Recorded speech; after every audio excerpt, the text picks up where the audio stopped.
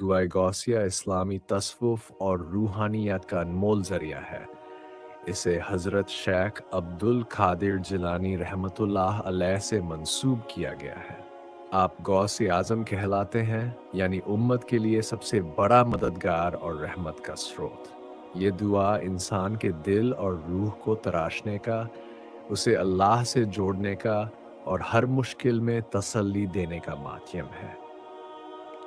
दुआ का मुख्य मकसद ये कि इंसान हर हाल में अल्लाह से मदद मांगे, अपने गुनाहों की माफ़ी मांगे और अपने जीवन की कठिनाइयों में सब्र और तवक्कुल रखे। हज़रत गौस आज़म रहमतुल्लाह अलैह सिर्फ एक आलिम नहीं थे, बल्कि पूरी उम्मत के लिए रूहानी इमाम और रहबर थे। उन्होंने हर किसी को बराबर नसीहत दी, चाहे वह अमीर हो या गरीब। उनका मकाम इतना ऊंचा था कि पूरी उम्मत उन्हें सुल्तानुल औलिया कहती थी। उनका जीवन ये सिखाता है कि असली करामत ये नहीं कि अद्भुत काम हो, बल्कि इंसान हमेशा अल्लाह की इताअत में रहे।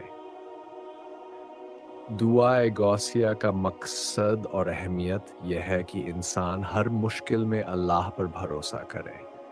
ये दिल और दिमाग में शांति लाती है, गुनाहों से तौबा कराती है और रूहानी ताकत और हौसला बढ़ाती है। दुआ गौसिया का हिंदी तर्जुमा इस प्रकार है। पैगंबर सल्लल्लाहु अलैहि वसल्लम, हमारे प्यारे पैगंबर मोहम्मद सल्लल्लाहु अलैहि वसल्लम और उनके पूरे परिवार तथा सभी सहाबाओं पर अपनी दुआ और सलाम भेज। अल्लाह के नामों का जिक्र।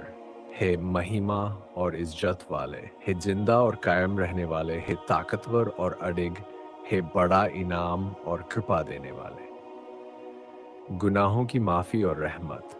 हे अल्लाह, मेरे गुनाह माफ़ कर दे, अपनी रहमत के दरवाजे मेरे लिए खोल दे और अपने नूर से मेरे दिल को रोशन कर दे। मुश्किलात में राहत। मेरी हर मुश्किल आसान कर दे, मेरा हर गम और तनाव दूर कर दे और मुझे अपने नेक बंदों में शामिल कर। इबादत और शैतान से बचाव।